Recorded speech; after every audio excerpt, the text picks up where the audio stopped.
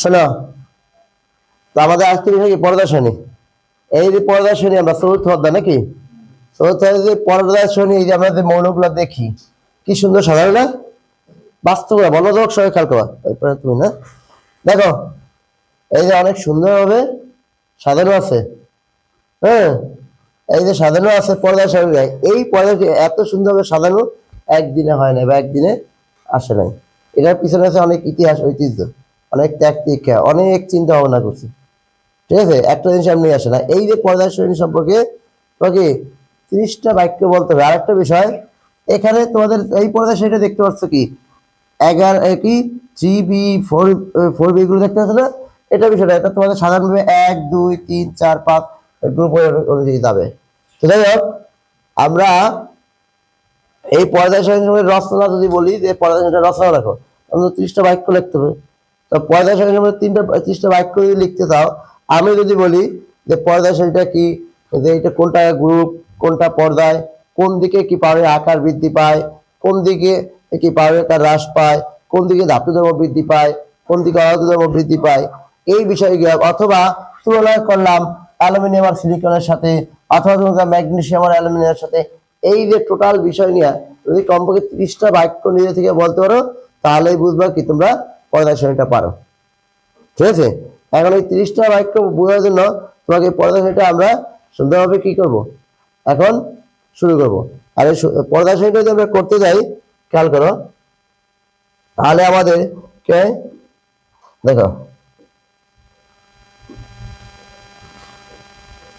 আমাদের যে বিষয়টা দেখো, প্রথমেই আমরা যে পর্দা শ্রেণীর কি একটু শর্টকাট একটু আলোচনা, অধ্যায়টা সম্পর্কে কি, যে বিভিন্ন মৌলের ক্রম পরিবর্তন দেখানোর প্রয়াসে মৌল সমূহকে যে সারণীতে সাজানো হয় তাকে পর্দা সারণী বলা হয়।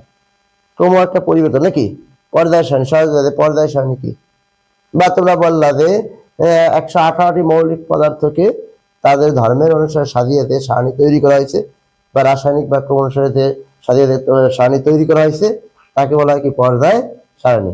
এটা মুখস্থ হওয়ার কিছু আছে? এটা যদি বারবার হয় সব মুখস্থ তাহলে হবে? সহজ কথা, এখন এক কথায় উত্তর, এক কথায় পর্দায় সারণী কি, ঠিক না? যে মৌলগুলোকে তাদের ধর্ম অনুসারে সাজিয়ে যে সারণী তৈরি করা হয়েছে তাকে কি বলা হয় কি পর্দায় সারণী। কথা ক্লিয়ার? বুঝতে পারছো? ঠিক আছে না? আচ্ছা, এই পর্দায় সারণীটা কি হয়েছে দেখো, এই পর্দায় সারণী বিভিন্ন আগে থেকে এই মৌলগুলোকে সাজানোর চেষ্টা করছে, একদিনে তো আসে নাই। তাহলে কি যে 1789 সালে বিজ্ঞানী ল্যাবয়েসিয়ে ভৌত অবস্থার উপর ভিত্তি করে, 1864 সালে ইংরেজ বিজ্ঞানী জন নিউল্যান্ড এই মৌলসমূহ কি বলছে, মৌলসমূহের ভর অনুযায়ী 1869 সালে, দেখো কোথা থেকে, এটা থেকে 1869 সালে রুশ বিজ্ঞানী দিমিত্রি মেন্ডেলেভ পারমাণবিক ভর অনুসারে, এবং 1913 সালে বিজ্ঞানী হেনরি মোসলে পারমাণবিক সংখ্যার উপর ভিত্তি করে পর্দায় সারণী প্রস্তাব করেছেন, যা নানা পরিবর্তনের মধ্য দিয়ে বর্তমান পর্যায়ে সারণী রূপ লাভ করেছে। ঠিক না? এই বিভিন্ন সময় বিভিন্ন বিজ্ঞানে এটা অল্প আরো কিছু আছে মাঝে, যেটা ধরে যেগুলো গুরুত্বপূর্ণ সেই বিষয়টা তুলে ধরা হয়েছে। যে আমাকে ল্যাবরেটরি করছে কি, এখানে কিন্তু করে নৈর্ব্যতিক, খেয়াল করো কথা, ল্যাবরেটরি কিসের উপর ভিত্তি করেছিল? ভৌত অবস্থার উপর। ঠিক আছে, কঠিন তরল বায়বীয় এইগুলোর উপর। ওইখান থেকে আসছে কি ধাতু অধাতু। ঠিক আছে, এরপরে তোমার কি 1800 ইংরেজ বিজ্ঞানী জন নিউল্যান্ড কি ভরের উপর নির্ভর করে, জন নিউল্যান্ড কি অষ্টক সূত্র দেয়, অষ্টক সূত্র দেয়, তোমরা পড়ছো এর আগে। এখন নিউল্যান্ড ভরের উপর নির্ভর করে, অষ্টক সূত্র কিভাবে সেটা আমরা দেখবো। এরপরে 1800 বিজ্ঞানী তিনি পারমাণবিক ভরের পর, কি পর পারমাণবিক ভরের পর, কিন্তু পারমাণবিক ভরের পর দেওয়ার পরেও কিছু ঝামেলা হয়, তাও আমরা দেখবো আজকে। ঠিক আছে, তো বিষয়টা মনোযোগ সহ, এই যে তিনটে কথা বললাম এগুলো তো নৈর্ব্যতিকে থাকতে হয়, থাকতে হয় না?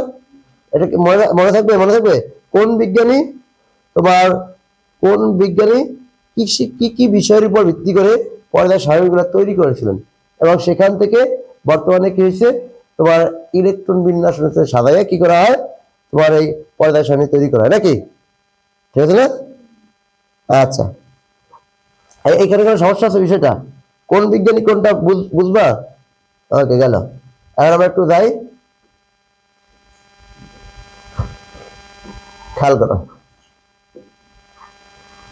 প্রথমে আমরা আসি আরেকটা আসি যে ড্রোবের আইনের ত্রয় সূত্র, তিনটা সূত্র আমরা মূল সূত্রগুলো আলোচনা করবো, সবগুলো তো আর আলোচনা করা সম্ভব না। ড্রোবের আইনের কি ত্রয় সূত্র, তোমাদের এই ত্রয় সূত্রটা অনেকে ঝামেলা ছিল, তা আজকে ক্লিয়ার করবো মনোযোগ সহকারে, ঠিক আছে। ত্রয় সূত্র কি? 1929 সালে জার্মান বিজ্ঞানী ড্রোবের আইনার কি তার ত্রয় সূত্র পেশ করেন। তিনি বেশ কয়েকটি মৌলিক রাসায়নিক ধর্মের সাদৃশ্য অনুযায়ী তিনটি করে শ্রেণী বিন্যস্ত করেন। দেখান যে প্রতি তিনটি মৌলের মাঝের মৌলটি পারমাণবিক ভর প্রথম ও দ্বিতীয় মৌলের পারমাণবিক ভরের গড়ের সমান।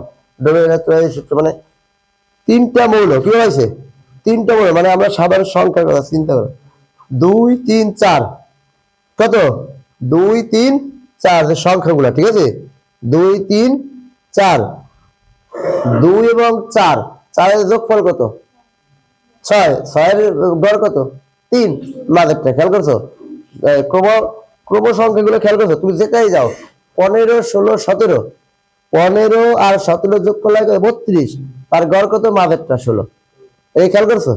তো ক্রম সংখ্যাগুলো এইভাবে হয় নাকি, ঠিক একইভাবে এই ডোবের আইনের লক্ষ্য যে কিছু কিছু মৌল আছে, খেয়াল করো, হ্যাঁ কিছু কিছু মৌল আছে যেগুলো কি তিনটা জিনিস এমন ভাবে সাজায় যে এই প্রথমটার ভর পারমাণবিক ভর, তৃতীয়টার পারমাণবিক ভর, এই দুটো যোগ করলে আমাদের কত হয়েছে 46, তার ভাগ করলে কত হয়েছে 23, অনেক মাঝেরটা হয়েছে, অথবা তার কাছাকাছি, অথবা তার কি একেবারে খুব কাছাকাছি সন্নিকটের কিছু হয়েছে, ঠিক আছে। যেমন আমরা যে এরকম একটা উদাহরণ দেখতে যেমন কাছাকাছি আছে কিনা খেয়াল করো, আমাদের কি সেটা হচ্ছে কি দেখো ক্যালসিয়াম স্ট্রনসিয়াম বেরিয়াম, এই দুটো যোগ করো, যোগ করে 2 দিয়ে ভাগ করো, দেখো 87 দেখো, ঠিক না, কাছাকাছি 88 কাছাকাছি। তো এই যে দেখো এই যে দেখো এই তিনটা মৌলের সাথে যে সম্পর্ক তৈরি করছেন, মোটামুটি মাঝেরটা অথবা তার কাছাকাছি কোনো সংখ্যা হবে, মাঝের সংখ্যার কাছাকাছি তুমি এইভাবে ধর্মের সাধারণ, এই জন্য এটা বলা হয় কি ত্রয় সূত্র, তিনটা মৌলের সাথে। তোমরা উনি কিন্তু বেশি করতে অল্প কিছু মৌল নিয়ে করছিলেন, ঠিক আছে, এর বেশি আগাইতে পারেননি সামনে, ঠিক না, এরপরের জন্য এটাও পরে বাতিল হয়ে যায়। তারপর তোমরা দেখবা যে এরকম ত্রয়ই একটা যে তোমরা আর গঠন করতে পারো কিনা কি থেকে সেটা খেয়াল করা পরের সারি থেকে, ঠিক আছে। আচ্ছা গেল, তাহলে ডোমেনের ত্রয় সূত্র কি দুইটা, কয়টা দুটো আছে, তিনটা মনের মধ্যে প্রথমটা সেটা কি করবো যোগ করবো, এরপরে কি করবো 2 দিয়ে ভাগ করবো, তাহলে এটা হবে কি মাঝেরটা, এটা হচ্ছে ত্রয় সূত্র ডোবের আইনার নাকি, ডোবের আইনার অনেক উচ্চ ইংরেজি নাম তো। যাই হোক এইখানে কারো প্রশ্ন আছে, এইখানে কারো প্রশ্ন আছে, এখানে কারো প্রশ্ন আছে, এই যে যোগ করছো, যোগ করে 2 দিয়ে ভাগ করছো, কত হয় 88.5 নাকি, তো কাছাকাছি, ঠিক না। আচ্ছা দেখো তাহলে কাছাকাছি যদি হয় তাহলে 88.5 এর উপরে যদি দেখতো আমরা 89 ধরে নিতাম, ঠিক আছে। যাই হোক তাহলে বিষয়টা ঠিক আছে না, কাছাকাছি এইটা বলা যায়। আচ্ছা গেল, আমি বারবার বলে একবার ঠিক মাঝের সমান অথবা কাছাকাছি যদি হয় তখন ওইটা হচ্ছে তোমার ডোবের আইনের সূত্র, ঠিক আছে। এরপরে খেয়াল করো নিউল্যান্ডের অষ্টক সূত্র, নিউল্যান্ডের অষ্টক, এটা কিন্তু তোমাদের অনেক ঝামেলা, তোমরা অনেকে বুঝতো না আসলে বিষয়টা কি, আজকে ক্লিয়ার হয়ে যায়, একেবারে ক্লিয়ার। নিউল্যান্ডের অষ্টক সূত্র যে 8 নম্বর মৌলটা মিলে যায় সেটা কিন্তু তোমরা বুঝো বা বুঝো না ওটা ভাব, ঠিক না, দেখো ক্লিয়ার হয়ে যায়। তো দেখো ইংরেজ বিজ্ঞানী নিউল্যান্ড 1800 মৌলের সময় পারমাণবিক ভরের ক্রমশ বিন্যস্ত করতে গিয়ে লক্ষ্য করেন যে প্রতি অষ্টম মৌল, অষ্টম বানান ভুলেছে নাকি, আচ্ছা অষ্টম মৌলে ভৌত রাসায়নিক ধর্মের প্রথম মৌলটির অনুভব হয়, মানে সিএল 1 2 3 4 5 6 7, 1 নম্বর একটা মৌল আছে 7, এবার 8 নম্বরে যে আরেকটা মৌল আছে না, ওই 1 নম্বর মৌল 8 নম্বর মৌল ধর্ম বা তাদের রাসায়নিক যে বিক্রিয়াগুলো হবে বা রাসায়নিক যে ধর্মগুলো হবে সবই কি মোটামুটি একই রকম হবে, ঠিক আছে। একই রকম মানে কি, একই মানে অনুরূপ হওয়ার, একই রকম মধ্যে সমান হওয়া আর সমানের মতো হওয়ার মধ্যে পার্থক্য কিরকম। তোমরা এখানে সবাই সায়েন্স হলো কি সবাই কিন্তু সায়েন্স, কিন্তু সায়েন্স হলো কি সবাই কি সমান স্টুডেন্ট না, একটু কম বেশি আছে।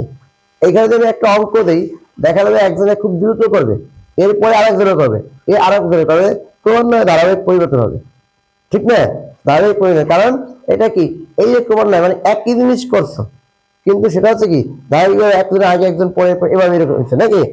তো তো এইটা আছে ওই যে একটা গ্রুপে যে আমাদের পর্যালোচনে অবস্থান দেয়, উপরেরটা নিচেরটার মধ্যে কি হয়, ওরা একই কাজ করে কিন্তু কোনটা দ্রুত কোনটা কি ধীরে ধীরে বা ধাপে ধাপে কি পরিবর্তন হয়, এটাই বলা হয়েছে।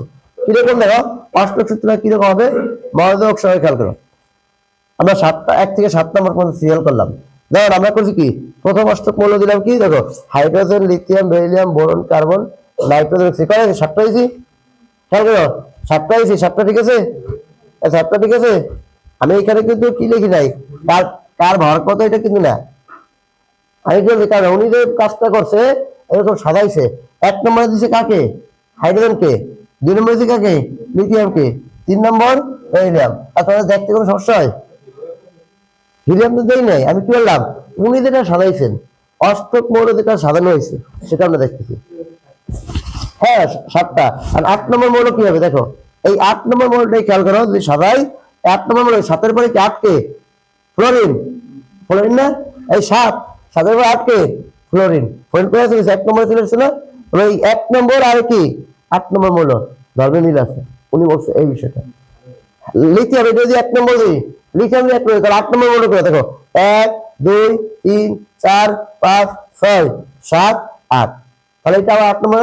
লিথিয়াম আর সোডিয়াম কি হয়, একই রকম হয় ধর্মভর। আচ্ছা এইটা যদি কার্বন যদি 8 নম্বর ধরো, তাহলে 1 2 3 4 5 6 7 8।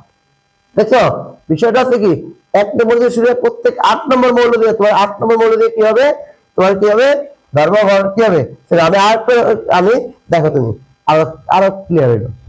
যে কোনো 8 নম্বর তুমি কোনটা দেবা, অ্যালুমিনিয়াম দেবা, তাহলে এইগুলো 1 2 3 4 5 6 7 8। দেখছো এরা এই গ্রুপে। মোটামুটি উনি দেখেন যে 8 নম্বর মৌলগুলা মোটামুটি কি তাদের গ্রুপের সাথে তারা একই গ্রুপে হয় বা একই ভৌত ধর্মের বা রাসায়নিক ধর্ম হইতে পারে, যদিও কিছু কিছু কি আছে পরিবর্তন আসে। কথা কি বলছি বুঝছো, কথা বুঝাইতে পারছি, তোমরা কি বুঝতে পারছো? অষ্টম দেখো এতদিন তোমাদের অনেক ভুল ধারণা ছিল, তবে এখন দেখো বুঝতে পারো কি আছে যে আমি যেটাই 8 নম্বর দেবো ওই 8 নম্বরটা আমি সিরিয়াল করে উনি এমন ভাবে সরাইছেন লিখলেন যে তাদের 8 নম্বর মৌলটা একই গ্রুপভুক্ত হয়, প্রত্যেক 8 নম্বর মৌলটা। সবাই ক্লিয়ার এখন? দেখো তো এটা কারো সমস্যা আছে কিনা, এইটা একটু তোমরা দেখো কি উনি কথা কি দেখো সঙ্গীতের স্বরলিপির 7টি স্বরের মতো ধর কি সা রে গা মা পা দা নি, এইটা না দেখো 1 2 3 4 5 6 7, এবার আবার কি পুনরাবৃত্তি করে তাই না, ওই ইসের পর খুঁজে উনি এইভাবে 7টার পরে 8 নম্বরটা মিলে যায়, দেখে কি মিলে যায়। এরকম উনি কিছু মৌলের কি করে পর্দায় তৈরি করেছিলেন, কিন্তু এটা কি হয় না বেশি দিন, এরপরে এটাও টিকে নাই নাকি, তারপরে চেষ্টা করছেন ঠিক না। আসলে কি সবকিছু একবার সুন্দর হয়, একবার সুন্দর হয়, তুমি যা কিন্তু করবা একবার সুন্দর হয়, প্রথমবার করলা একটু ভুল হবে, পরের সুন্দর যায়, এটা একটু পরিবর্তনটা একটু সুন্দর করি, একটু পরিবর্তনটা একটু সুন্দর করি, তাই না? এই জন্য আমি বলি যে একটা প্রশ্ন পড়ার পর সেটা কি হবে আর একবার পড়ো, আর একবার পড়ো, এরপরে একটু লেখো, বলি না কেন, একবারে সবকিছু সুন্দর এবং সঠিকভাবে প্রকাশ করা যায় না, এই জন্য বারবার তোমাদের পড়তে, তোমরা বলো স্যার পারি, পারার পর আবার কেন রাখতে বলি, কারণ ওইটা তুমি আরো সুন্দরভাবে উপস্থাপন করতে পারো কিনা, এই কারণে কথা কি বুঝলো এই জিনিসটা। এই জন্য তোমাদের বারবার তোমরা চিন্তা করো যে আমরা 9 থেকে একটা অধ্যায় মনে করি পর্যায় শূন্যতে কতবার করছি না, কতবার করছি, আজকে আবার শেষবারের মতো করতেছি। তো প্রথম থেকে শেষ পর্যন্ত করার পরে আজকেও আমরা নতুন ভাবে কিছু শিখলাম। তো প্রতিনিয়ত একই জিনিস তুমি বারবার করবা, নতুন ভাবে শিখতে পারবা, এটাই কিন্তু সত্য। তুমি যত বলে পারি এটা ভুল কথা, করবা কি তুমি যত ভাবেই কি করবা একই জিনিস বারবার করবা, তোমার সেটা কি হবে নতুন ভাবে শেখা হবে। তাহলে এই যে নিউটনের অষ্টক সূত্রের কোনো সমস্যা আছে, নিউটনের অষ্টক সূত্র বুঝছো কিনা, তোমরা মৌলগুলো তুলে রাখতে হবে, এখন বিষয়টা তোমাদের ক্লিয়ার হয়েছে কিনা যে এইরকম অষ্টক সূত্র আসলে এরকম করা হয়। তোমরা কি বুঝতে পারছো? অপু বুঝতে পারছো? আর এখানে কারো প্রশ্ন আছে? কারো প্রশ্ন রাখলে বলো, কারো প্রশ্ন আছে? অপু আজকে পিছনে বসছো, তোমার সামনে জায়গা দেয় নাই, হ্যাঁ? আচ্ছা এখন এই আমি বুঝতে পারছো, যা বুঝেছি বুঝছো, ক্লিয়ার? অষ্টক সূত্র ক্লিয়ার? হ্যাঁ অষ্টক সূত্র ছেলেরা তোমাদের কোনো সমস্যা আছে? হ্যাঁ বুঝছো? আব্দুল্লাহ সময় নাই বলে দিলাম, সময় নাই, দেখো কত আর ভুল করবা, আর ভুল করার সময় নাই। দেখো মাত্র কয়টা সময় পাইছো, আমি তোমাদের জন্য যত পরিশ্রম করেছি সব শেষ, কোনো কাজ আসে নাই। এখন এই 4 মাসে কি পরিশ্রম করবো সেইটা বিষয়, তুমি কি পরিশ্রম করবা সেটা বিষয়। কথা বুঝছো? শিক্ষার্থীদের একটা এসএসসি পরীক্ষা এমন একটা জিনিস, তুমি 10 বছর কি করছো এটা বিষয় না, এর মধ্যে একটা ভালো রেজাল্ট করে বলাইতে তোমার 10 বছরের সকল পাপ কি দিতে মুক্ত হয়ে যাবে। তাই সুযোগ, পাপ মোচনের সময় আছে এই 4 মাস, ঠিক আছে? এই 4 মাস আছে পাপ মোচনের সময়, ঠিক আছে? আবার অনেকে দেখবা কি অনেক ভালো রেজাল্ট করছে, খুব লাফালাফি করে। কথা বুঝছো? এই টেস্ট থেকে ভালো করে লাফালাফি করে, কিন্তু এসএসসি কিন্তু ভালো করবে না। কিন্তু আমি তোমাদের সেই স্রোতে ভাষাইতে তোমরা করে গা, তোমরা কেউই কিছু করতে পারে ভালো, আমি ধরেছি এটা তোমরা 0, ঠিক আছে? ভালোভাবে পড়াশোনা করতে মনে রাখবে। আচ্ছা তোমরা অষ্টক সূত্র ক্লিয়ার হয়েছে? আচ্ছা অষ্টক নিয়মটা বুঝছো? তুমি যে কোনো জায়গায় কি ধরো, তুমি সিলিকন ধরো, তুমি নাইট্রোজেন ধরো, ঘুরে 8 নম্বর মূলত দেখো তার পিছনে নিচেই পড়ে, ঠিক না? কথা ক্লিয়ার? দেখো এরপরে বুঝতে পারছো তোমরা?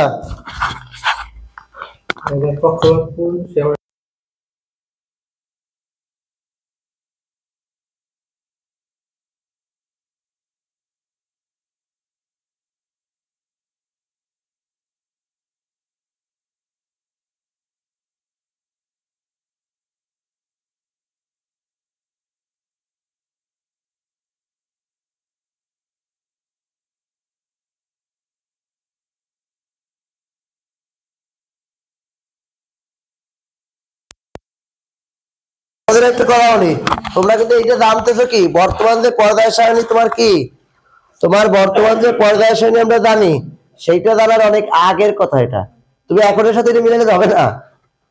কথা কি বলতেছো? তুমি চিন্তা স্যার এখন যে এটা পড়ে এটা এখন এটা না, ওই ভুলগুলা সূর্যই এখন বর্তমানে আসছে, আধুনিক পর্যায় সারণী আসছে। এখনের সাথে এখানে অনেক কিছু মিলে পড়ে, কারণ অনেক এখন যে মৌল 118টা আছে, আমরা যখন লেখাপড়া করছি আমাদের পর্যায় সারণী ছিল 108টা, আমরা যে পর্যায় সারণী পড়ছি আমাদের ছিল 108টা, তোমরা তো 118টা পাইতেছ। ওই যে খালি জায়গাগুলো পর্যায় সারণীতে আছে, ওইখানে খালি ছিল, আননোন ছিল লেখা, এবং ওই সম্পর্কে ভবিষ্যৎবাণী করা হয়েছিল যে এই ধর্মের যদি কোনো আবিষ্কার হয় এইখানে থাকবে। এটা বড় একটা মানে কি বলবো, এটা একটা সেলুকা, সে কি আগে থেকে বলে দিচ্ছে এই জিনিসটা। ওইটা পরে আসতেছি। তো বিষয়টা হচ্ছে আমরা যে অষ্টক সূত্র বা ত্রয় সূত্র শিখতেছি, এটা কিন্তু বর্তমান পর্যায়ের সঙ্গে অনেক আগের কাহিনী করতেছি, আমরা অনেক আগে চলে গেছি, আমরা কিন্তু বর্তমানে নাই, বর্তমানে আসতেছি। আমরা বর্তমানে আমরা চলে গেছি কততে? 1864 সালে। আমরা তো কোথায় চলে গেছি? 1864 সালে। এই 2024 সালে নাই এখন। কথা ক্লিয়ার? তাহলে 1864 সালে পর্যায় সারণীর সাথে তুমি 2024 সালে পর্যায় সারণী মিলাইলে কিন্তু মিলবে? মিলবে না। কথা ক্লিয়ার? হ্যাঁ কি বলতেছো? তো মাথার মধ্যে অনেকের অনেক প্রশ্ন ঘুরতে, আমি জানি যে বর্তমানে তো সাইটে নেই। তো ভালোভাবে খেয়াল করো, আমরা বর্তমানে যে জিনিসটা আমরা খুঁজে পাইছি এটা হচ্ছে 1864 সালের কাহিনী, ঠিক আছে? এখন বর্তমানে মিলে না, বর্তমানে মিলে মাথা নষ্ট, মিলবে না কিছু, ঠিক আছে? তাহলে অষ্টক সূত্র কি বুঝছো? ওই যা চাইছিল বুঝাইতে। ক্লিয়ার? অষ্টক সূত্রে কারো সমস্যা আছে? আচ্ছা জন নিউল্যান্ড নাকি কোন বিজ্ঞানী? ইংরেজ বিজ্ঞানী। এগুলো খেয়াল করে, এই কথার মধ্যেই কিন্তু নৈবর্তী। ইংরেজ বিজ্ঞানী জন নিউল্যান্ড 1864। এখানে কতগুলো প্রশ্ন করতে পারবা? কোন দেশের নাগরিক ছিলেন, নাম কি ছিলেন, কত সালে দিছে, কোন সূত্র দিছে, দেখছো? দেখা যায় এইটুকুর মধ্যে কত সূত্র আছে না, এইটুকুর মধ্যে কত প্রশ্ন খুঁজে পাওয়া যায়, ঠিক আছে? এরপর আসলে কি বোরনের পরে অষ্টক সূত্রে বোরনের পরবর্তী মৌলটা কি ছিল? অ্যালুমিনিয়াম। তোমার লিথিয়ামের পরবর্তী মৌলটা কি ছিল? সোডিয়াম। সোডিয়ামের পরবর্তী মৌলটা কি ছিল? পটাশিয়াম। দেখছো এইখান থেকে কি অষ্টক সূত্রে কি ছিল? বর্তমানে না, সেই 1864 সালে কি ছিল সেইটা কথা বলা হয়েছে, যে সালফারের পরে কি ছিল? কি ছিল? আয়রন। কিন্তু পরবর্তীতে তোমার আসে এই যে সিলিকন, এগুলা এই যে অপদার্থ, সেটা পরে বিষয় আসে, ধাপে ধাপে আসতেছে, ঠিক আছে? আচ্ছা দেখো এখন আমি যাবো, অন্যটা যাবো। ক্লিয়ার? এটা এখনই ক্লিয়ার? প্রশ্ন শেষ না কোনো সমস্যা আছে? দেখো আমরা এই অধ্যায়টা আজকে ভালোভাবে বারবার বলছি যে এমন ভাবে শেষ করবো আমাদের অধ্যায়টা আর না পড়ে, এরপর সৃজনশীল কমপ্লিট করে পড়াশোনা করবো। দেখো মেন্ডেলিভ 1869 সালে নাকি? দেখো 1969 নাকি? কি করে রোজ বিজ্ঞানী দিমিত্রি মেন্ডেলিভ বিভিন্ন পরীক্ষার পর সিদ্ধান্ত নিলেন কি এইটা কিন্তু মেন্ডেলিভের মূল সূত্র। এই যে মৌলসমূহের ভৌত ও রাসায়নিক ধর্ম এদের পারমাণবিক ভর পরিবর্তনের সাথে সাথে পর্যায়ক্রমে আবৃত্তি দেয়। দেখো মূল সূত্র একটু পড়ো তো, দেখো আব্দুল্লাহ খেয়াল করে এটা মুখস্থ হয় কিনা তুমি পারো? মূল সূত্র এই যে একারে মেন্ডেলিভের যে পর্যায় পুরনো মূল সূত্র প্রথম যেটা বলছিল মৌলসমূহের ভৌত ও রাসায়নিক ধর্ম এদের পারমাণবিক ভর কিসের উপর দেখো কিসের উপর সাজাইছিলেন? খেয়াল করো আমরা একটু বলছিলাম যে দিমিত্রি মেন্ডেলিভ কি পারমাণবিক ভরের উপর সাজাইছিলেন, ভিত্তি করে সাজাইছিলেন। তখনও কিন্তু এই কি তোমার কি বলে তোমার পারমাণবিক সংখ্যা আবিষ্কার হয় নাই, ঠিক আছে? পারমাণবিক সংখ্যা আবিষ্কার হয় নাই তখনও, প্রোটন সংখ্যা আবিষ্কার হয় নাই। উনি যখন কথা বলছেন তখন প্রোটন সংখ্যা আবিষ্কার হয় নাই 1869 সালে নাকি? 1869 উনি যখন এই কথা বলছেন এটা কি হয় নাই, তখন পারমাণবিক সংখ্যা আবিষ্কার হয় নাই। কথা ক্লিয়ার? মনে রাখবে তাহলে। খেয়াল করো এই যে উনি কিসের উপর মৌলসমূহের ভৌত ও রাসায়নিক ধর্ম এদের পারমাণবিক ভর পরিবর্তনের সাথে সাথে পর্যায়ক্রমে আবৃত হয়। একটা মনে করো 2 আছে পারমাণবিক ভর, 4 আছে, তো ধাপে ধাপে এইভাবে কি হবে তোমার ভৌত পরিবর্তন রাসায়নিক পরিবর্তন হবে। রাসায়নিক পরিবর্তন কি মানে একটা গ্যাস আছে ওইটা একটু ভর একটু বাইরে গেলে ওইটা তোমার একটু তরল, ওইটার ভর একটু বাইরে গেলে কঠিন, এইভাবে ভৌত বাহ্যিক অবস্থার পরিবর্তন হতে পারে। আবার রাসায়নিক পরিবর্তন বিক্রিয়া কোনটার সাথে মানে ধাপে ধাপে বিক্রিয়া গঠন করতে পারে নাকি? তারপরে কোনটাকে তীব্র হইতে পারে, কোনটা কম তীব্র হইতে পারে, ঠিক আছে?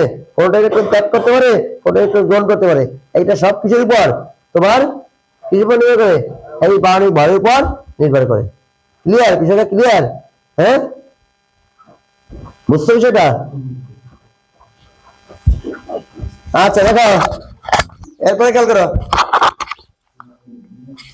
আমি চা এখন খাও না, ব্যস্ত আছি।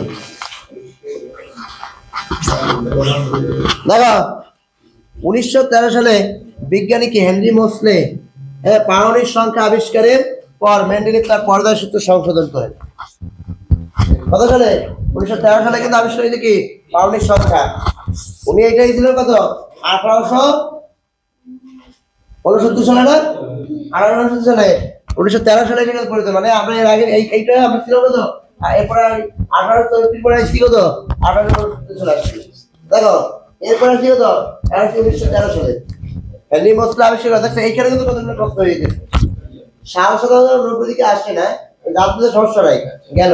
এবার কে আবিষ্কার করেন? পারমাণবিক সংখ্যা কে আবিষ্কার করেন? হেনরি মোসলে, ঠিক আছে? আচ্ছা এখানে সংশোধন করেন কি ওই যে দেখো এখানে সংশোধন করেন কি খেয়াল করো কি পারমাণবিক সংখ্যা এই যে কি করেন, ঠিক আছে? কথা ক্লিয়ার? একই কথা, মৌলের ভৌত রাসায়নিক ধর্মাবলী তাদের পারমাণবিক সংখ্যা অনুসারে পর্যায়ক্রমে আবর্তিত হয়। কিন্তু পারমাণবিক ভরের জায়গায় কি হয়? পারমাণবিক সংখ্যা লাগাইছে। তুমি সেটা পরে কি করে ভুল সংশোধন, একটা ভালো জিনিস কি জানো, যে আমরা একটা ভুল করলে কি ধরাই দিলে সংশোধন করতে চাই না, হ্যাঁ এটা এইসব না, ভুল একটা করলে সেই ভুলটা ধরাই দিলে কি সংশোধন করে না, নিজে বড় মনে করে। কিন্তু যখনই হেনরি মোসলে পারমাণবিক সংখ্যা আবিষ্কার করেন উনি দ্রুত তাড়াই করে কি করলেন, এটা পরিবর্তন করে দিলেন। তার পারমাণবিক উনি আগে বলছেন পারমাণবিক ভর, উনি কথা চেঞ্জ করে দিলেন, বললেন যে না পারমাণবিক সংখ্যা আকারে হবে, কারণ এইটা উনি একটা পারফেক্ট। উনি যদি এটা না বলতেন অন্য কেউ এটা পরিবর্তন করলে ওনার নামটা এখানে থাকতো, ওনার নামটা আগে থাকতে হবে। একবার উনি 22 ছিল আর পরিবর্তন করে, ঠিক না? কথা কি তো যে ওনার ভুলটা ধরার পরে পরিবর্তন করে, তাহলে কি এই হচ্ছে কি এইটাই তো আর কি আধুনিক পর্যায় সূত্র হয়ে পড়েছে। ঠিক আছে, এইটাই দেখি মৌলসমূহের ভৌত রাসায়নিক ধর্মাবলী তাদের পারমাণবিক সংখ্যা অনুসারে পর্যায়ক্রমে কি আবর্তিত হয়। পর্যায়ক্রমে পর্যায়ক্রমে মানে ধারাবাহিকভাবে। কথা ক্লিয়ার? পর্যায়ক্রমে আবর্তিত হয়। এইখানে কারো কোনো প্রশ্ন আছে? এই বলো।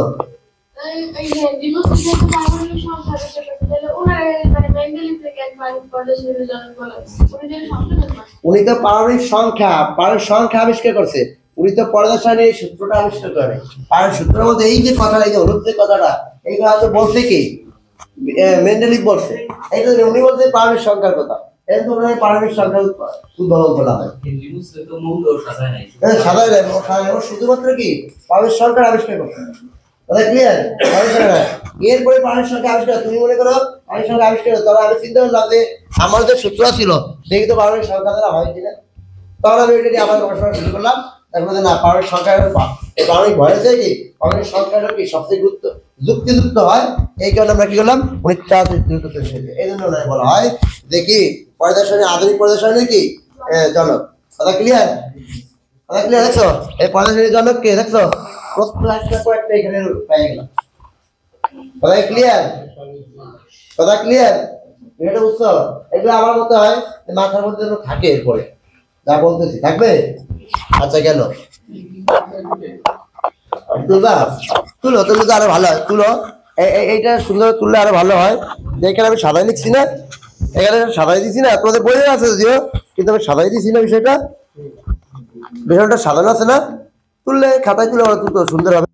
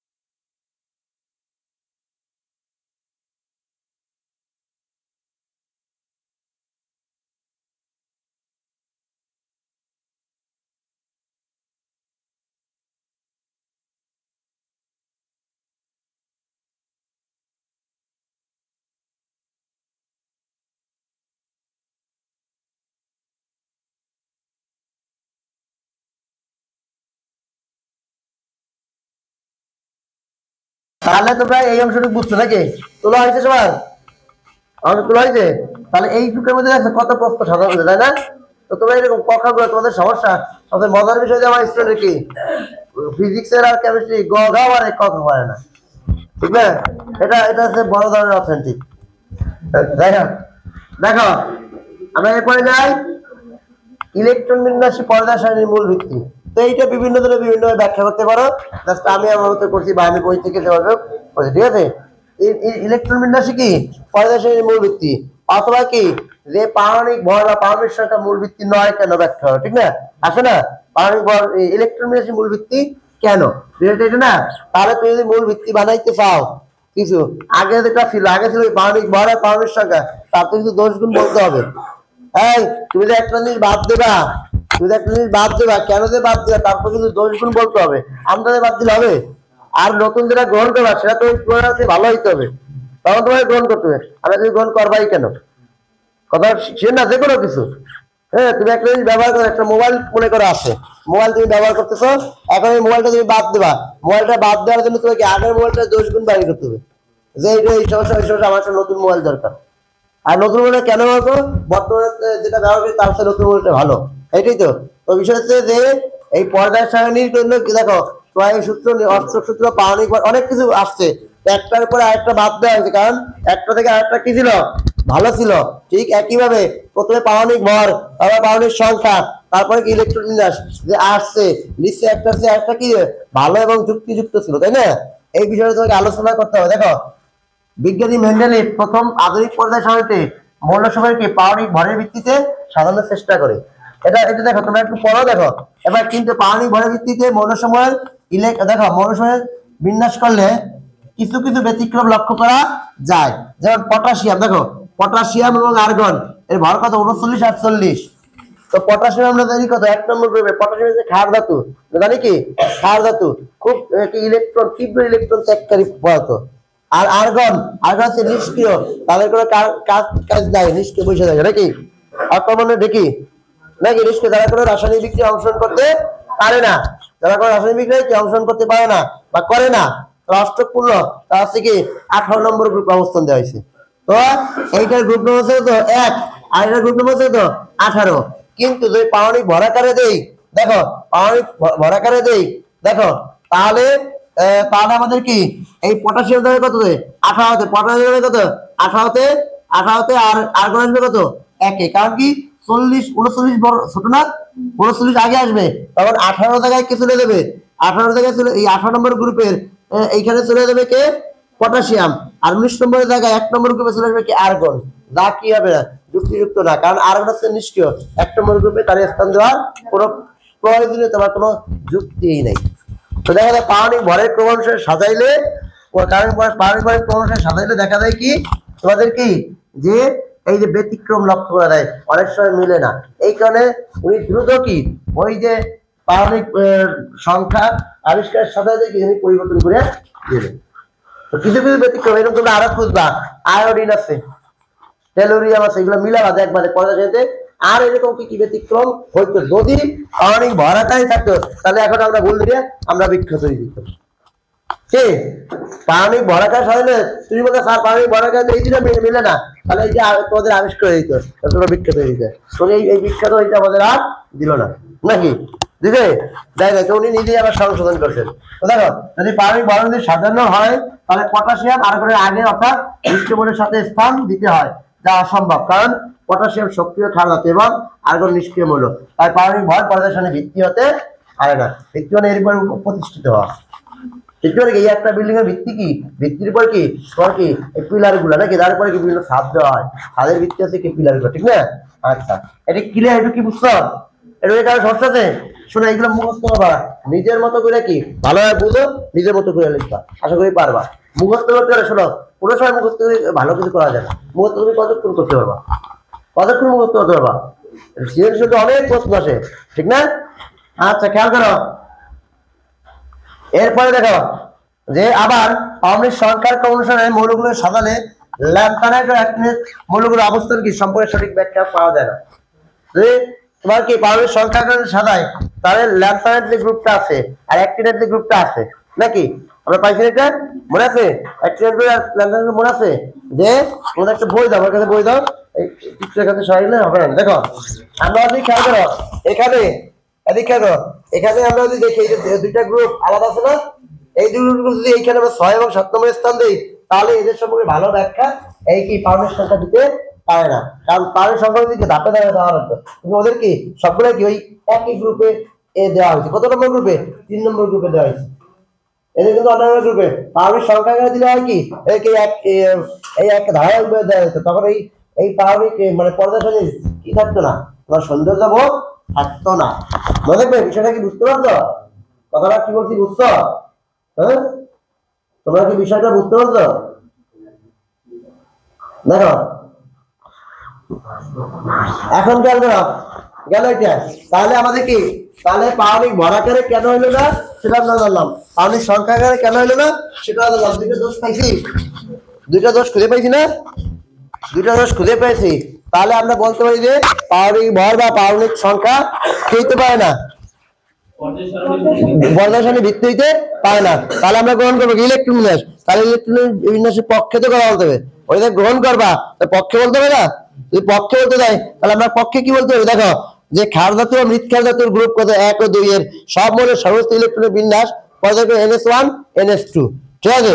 অর্থাৎ তাদের যোজ্যতা স্তরে যথাক্রমে একটি ও দুইটি ইলেকট্রন আছে। সুতরাং বোঝা যায় মৌলসমূহের দেখো সর্বমোট ইলেকট্রন বিন্যাসের উপরে মৌলসমূহের ভৌত রাসায়নিক ধর্মাবলী নির্ভরশীল এবং কি পর্যায় সারণীর মূল ভিত্তি হচ্ছে কি মৌলসমূহের ইলেকট্রন বিন্যাস। এইটুকু এখানে তুমি আরো বলতে পারো, তুমি কই চাইলে কয়েকটা ইলেকট্রন বিন্যাস দেখাইয়া তারপর দিতে পারো। তোমাদের বই আছে না, দু একটা ইলেকট্রন বিন্যাস দেখাই দিতে পারো। তুমি চাইলে একটা বিক্রিয়া দিয়ে দিতে পারো, কয়েকটা বিক্রিয়া দিয়ে দিতে পারো যে একই গ্রুপের মৌলগুলা একই রকম বিক্রিয়া দেয়, এটা ইলেকট্রন বিন্যাস থেকে আসে, ঠিক আছে?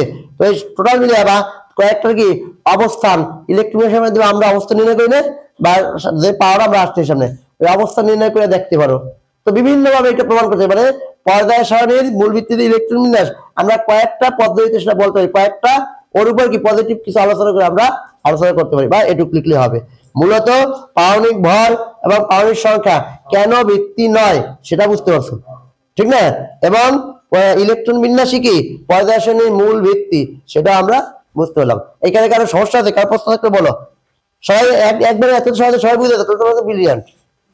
হ্যাঁ, এগুলো তো আগের পড়া আছে নাকি? এগুলো আগের পড়া আছে না? এখন বুঝতে পারতেছো না? কে বুঝতে পারতেছ? দেখো এইটা যদি তোমরা চাও পরবর্তীতে আমার কিছু নিতে পারো বাবা, এই করলে বা তোমাদের যদি বড় সাইড একটু দেন আমরা সয়নে তুলে দেবো বা কি করে দেবো, সমস্যা নেই। টোটাল বিষয়টা যা আছে ঠিক আছে সেটাকে দিয়ে দেবো, সমস্যা নেই। হ্যাঁ, কারণে এই দিতে আসে দেখো এই যে তাহলে কি পটাশিয়াম কি নিষ্ক্রিয় মৌলের সাথে স্থান দিতে হবে, যা অসম্ভব। কারণ কি, কারণ পটাশিয়াম হচ্ছে সক্রিয় ধাতু এবং আর্গন আছে কি নিষ্ক্রিয় মৌল, ঠিক আছে? আবার যদি কি পারমাণবিক সংখ্যা ভিত্তি হবে না, কারণ কি, কারণ হচ্ছে কি তোমার ল্যাম্পথয়েড অ্যাক্টিনেট গ্রুপের সম্পর্কে ভালো ধারণা পারমাণবিক সংখ্যা থেকে পাওয়া যায় না, ঠিক আছে?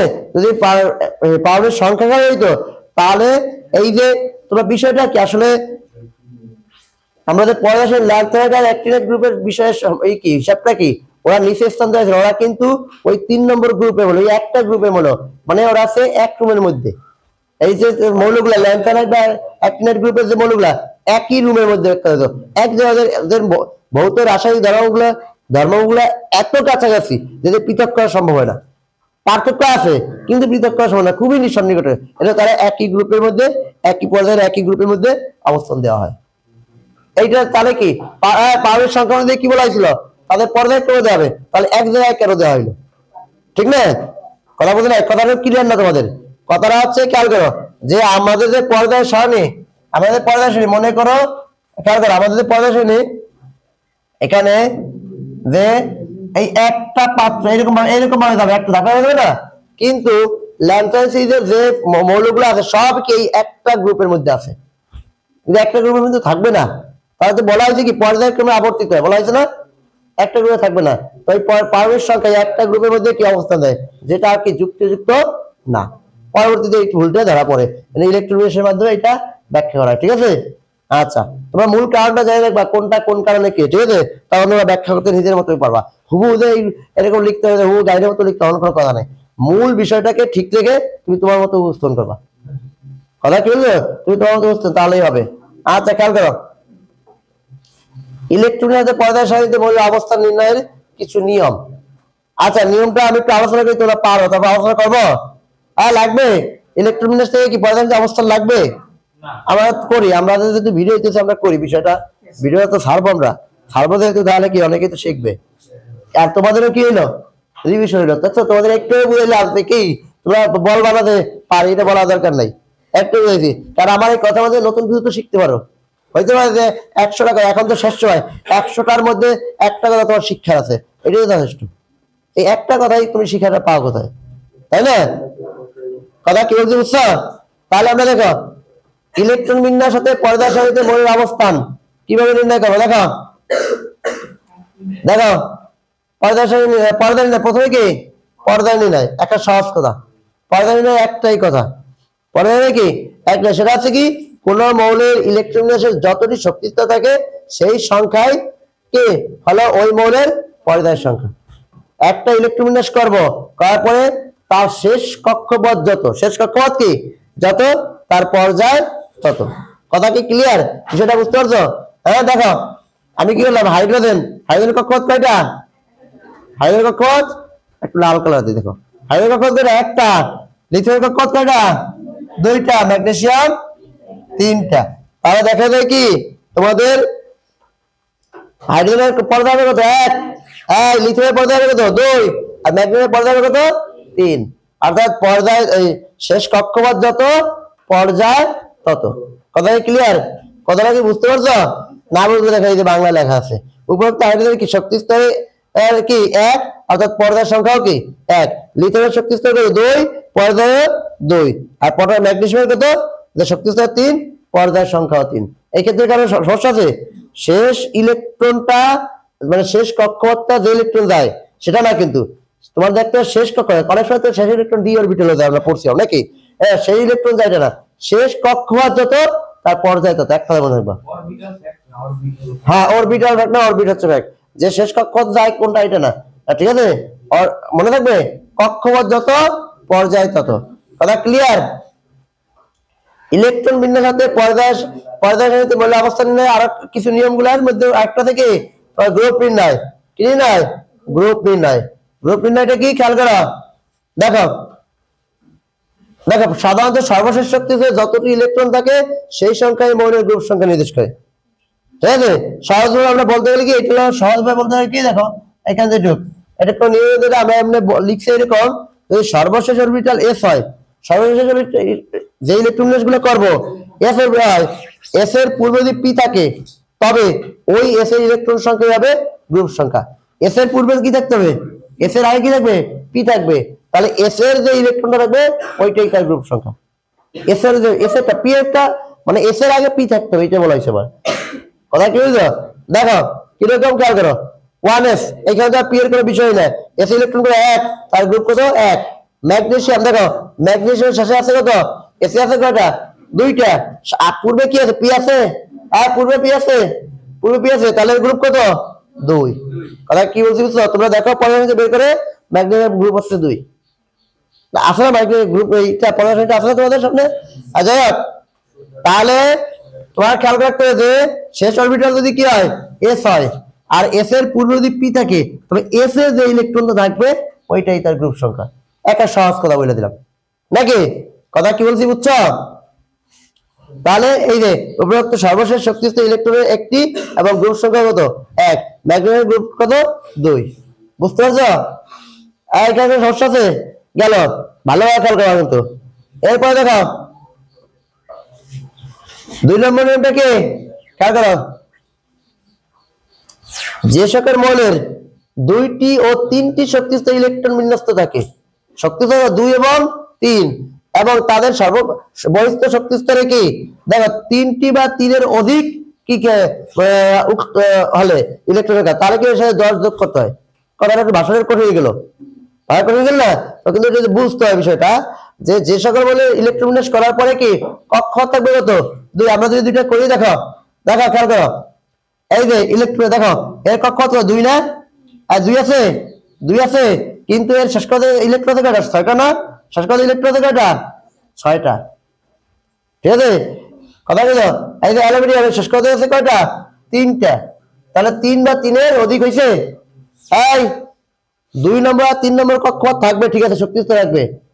2 নম্বর আর 3 নম্বর শক্তিস্তর থাকবে, এবং ওই কক্ষপথে যদি ইলেকট্রন 3 বা 3-এর অধিক থাকে, তখন তার সাথে 10 যোগ করতে হয়। তাহলে কি 10 যোগ করতে হয়। সহজ ভাষায় যদি বলতে হয় যে সর্বশেষ কি অরবিটাল পি থাকে, পি এর কি দেখো পি এর পূর্বে যদি কি থাকে? এস থাকে। আগে এস এর পূর্বে পি, এখন কি পি এর পূর্বে কি এস থাকে, তাহলে এস এবং পি এরটা কি যোগ করতে হবে, এর সাথে যোগ করতে হবে। সহজ কথা। কথা বুঝলো? এই দেখো শেষ কক্ষপথ কি পি, এই শেষ কক্ষপথ কত? পি, এর আগে কি আছে? এস। এই দুটো যোগ করে কত হবে? 6। 6 সাথে 10 যোগ করলে গ্রুপ হবে কত? 16। কথা ক্লিয়ার? কথা ক্লিয়ার? কথাগুলো ভাষাগুলো বোঝার চেষ্টা করবা, কারণ তোমাদের অনেক সময় ভাষা দিয়ে প্রশ্ন আসলে তোমরা ভাষা বুঝো না, বাংলা ভাষা ধরতে পারো না, বা তোমরা কি করতে পারো না, উদ্দীপক বুঝো না। উদ্দীপক বুঝো না, উদ্দীপক না বুঝার কারণে কি হয়? তোমাদের সমস্যাগুলো অনেকগুলো হয়, ঠিক না? কথা কি বলছি বুঝছো?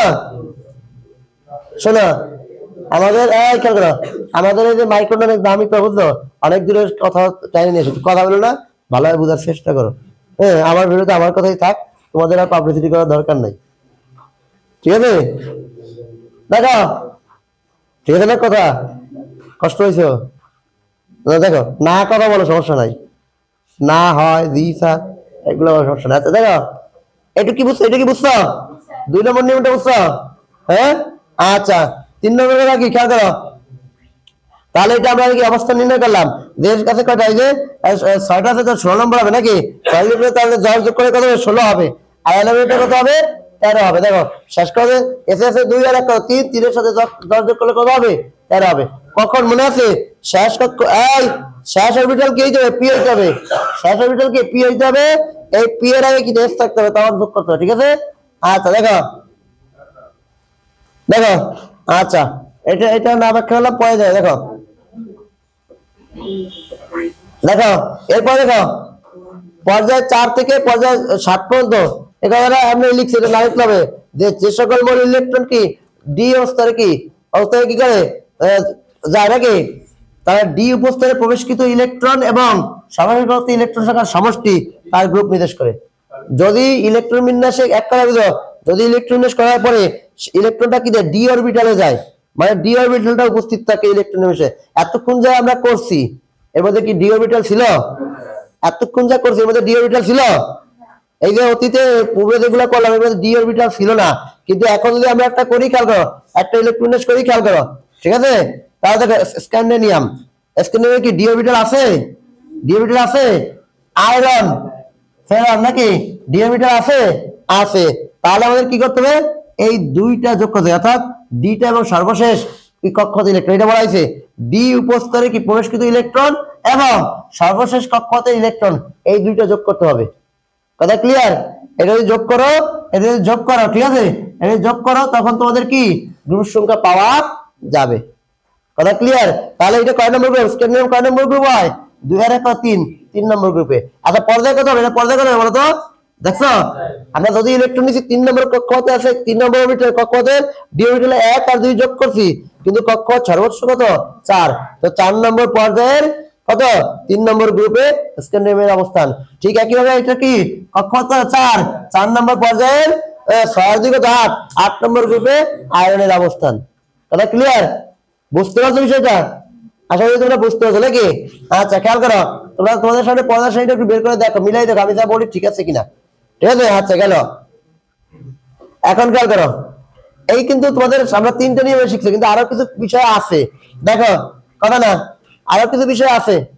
দেখো পর্যায় 6 থেকে 7 এর যে সকল মৌল সর্বশেষ ইলেকট্রন কি এফ অবস্থায় যায়, কোথায় প্রবেশ করে, তাদের কি মূল পদার্থের নিচে পৃথকভাবে অবস্থান দেয়। দেখছো ওই যে সেই কি ল্যাগনাইট এবং কি অ্যাক্টিনাইট, ওদের সবার কোথায় যাবে? ইলেকট্রন কোথায় যাবে?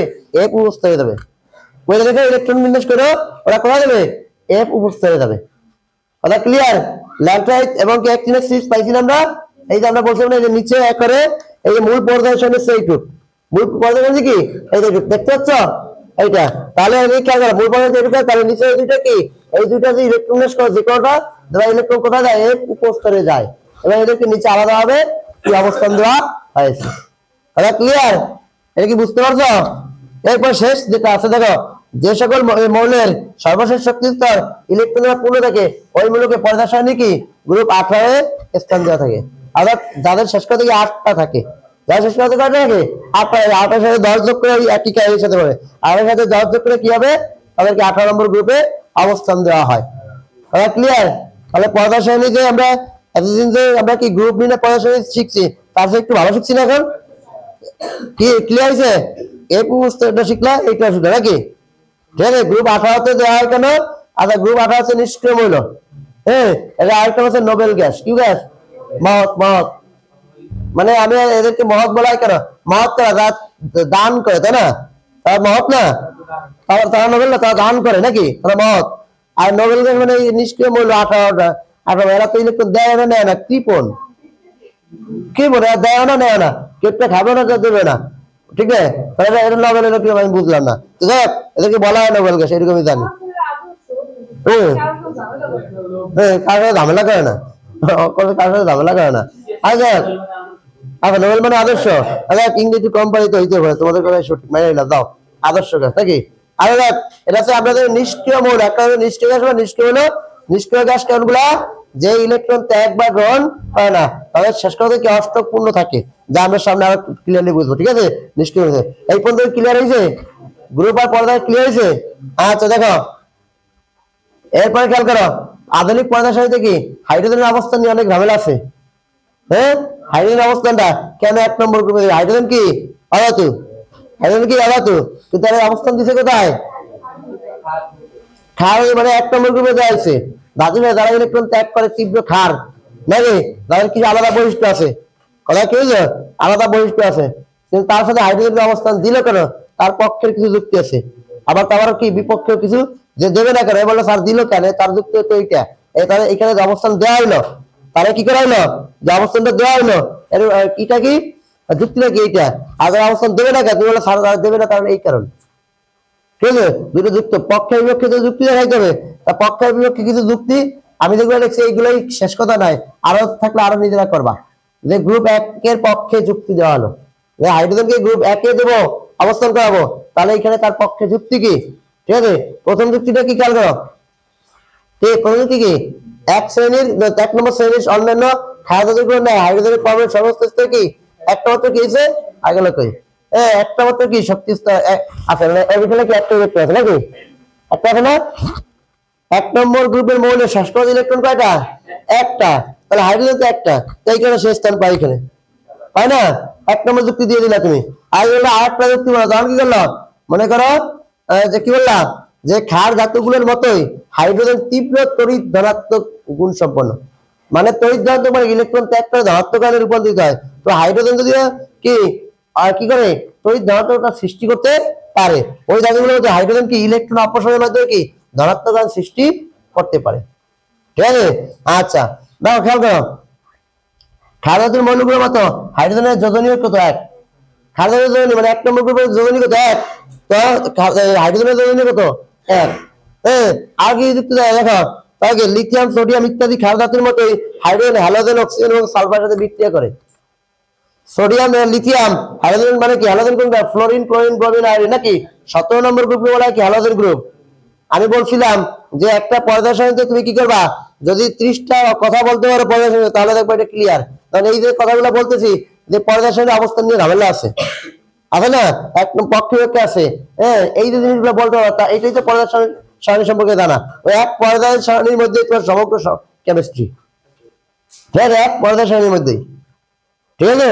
আচ্ছা দেখো তার লিথিয়াম দেখো হ্যালোজেনের সাথে বিক্রিয়া, lithium fluoride, lithium chloride, lithium bromide এইরকম হ্যালাইড গঠন করে, ঠিক একইভাবে হাইড্রোজেনের কত hydrogen chloride, hydrogen bromide, hydrogen fluoride halide গঠন করতে পারে। আচ্ছা খেয়াল করো, এরপরে খেয়াল করো দেখো আর কি আছে, আরেকটা দেখো হাইড্রোজেন তীব্র বিজারণ গুণ রয়েছে, আমরা জানি যে এর আগে তোমাদের পড়া আছে বিজারণ কি, এরপর না পারলে সামনে আমরা শিখবো বিজারণ জারণ কি, কিন্তু জানতে হবে কি ক্ষার ধাতুর মতো কি হাইড্রোজেনের কি বিজারণ আছে, বিজারণ ধর্ম আছে।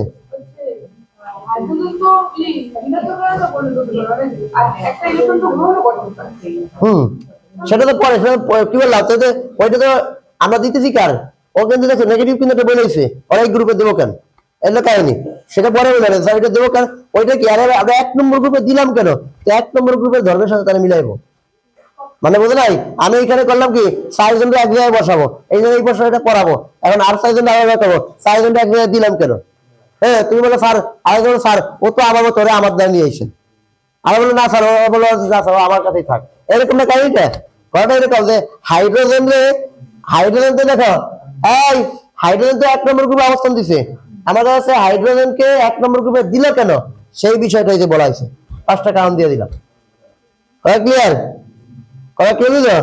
এখন বলা হচ্ছে ও বলছে কি তাদের তৈরি করতে, সেটা আমরা যাই নাই, আমরা এরপরে যাবো 1 নম্বরে দেবো না কেন, ঠিক আছে, তারপর অন্যগুলোও কি থাকতে পারে, তাহলে এই বিষয়গুলো লিখবা, আমার মনে হয় এটা একটু লিখে রাখো ভালো হবে, এটা একটু লিখে রাখো, এটা সহজ করে এখানে উপস্থাপন করি, এই 5টা কারণ দিলেই হবে পক্ষে আর বিপক্ষে, এবার বিপক্ষে 5টা কথা বলবো, যদি আরো আরো অনেক কি আছে নাকি, ঐশী লিখো, এটা লিখো ক্লিয়ার করে এটা।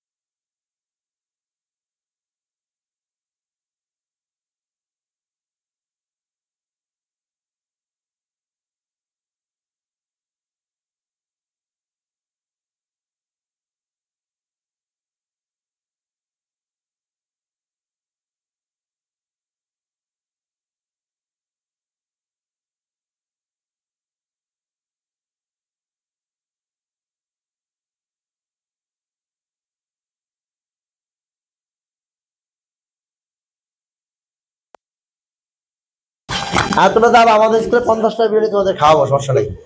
আচ্ছা খাওয়া দাও ভালো বিরিয়ানি।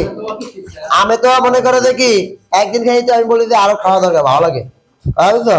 তো যাই হোক, আমরা আমরা শোনো মূলত হচ্ছে কি জানো, যে ছেলেমেয়েদের এই রাস্তার পাশে স্কুল তো ছেলেদের বের হইতে দিলে অনেক ধরনের ঝামেলা হয়। তো আমরা এখন চেষ্টা করছি ধীরে ধীরে স্কুলগুলোকে কি আমাদের বাউন্ডারির মধ্যে রাখার জন্য, বাউন্ডারির মধ্যে রাখার জন্য, ঠিক আছে? এই এটা বুঝছো? আচ্ছা দেখো, এরপরে